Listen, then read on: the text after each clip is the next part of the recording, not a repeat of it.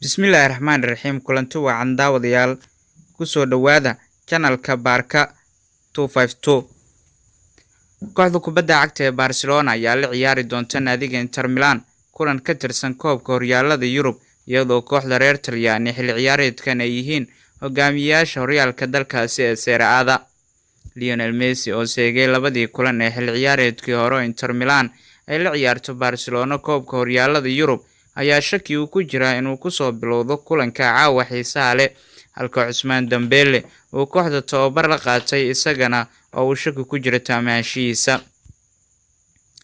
Jordi Alba iyo Ansu Fati ayaa labaduba la filayaa inay kulanka caawa dhaawacyo kaga maqnaadaan kooxda kubadda cagta ee Barcelona. Lenglet oo isbuucan kaarka guduudan la siiyay kulankii horyaalka ayaa isna ciyaartan ka garab ciyaari doona Gerard Piqué halka Samuel Umtiti uu dhaawac ku seegi doono kulankani. Junior Firpo ayaa la filayaa inuu buuxiyo booska Jordi Alba haddii uusan diyaar u noqon kulankan halka Carlos Perez la filayo inuu buuxiyo booska weeraryahanka reer Argentine Leo Andres Lionel Messi oo uu shaki ku jiro inuu taam u noqdo kulanka xiisaha leh caawa Inter iyo Barca ay isaga hor imaan doonaan. Barcelona wax gool ah lagama dhalin shantii kulan ee ugu dambeysay oo ay wajaheen naadiga Inter Milan dhammaan tartamada idil.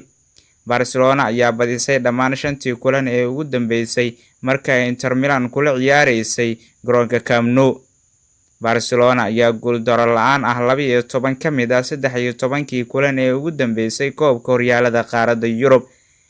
Inter ayaa ku fashilantay dhankeeda inay badiso wax kulan ah shantii kulan ee ugu dambeysay oo ciyaaraan koobka horyaalada qaaradda Yurub.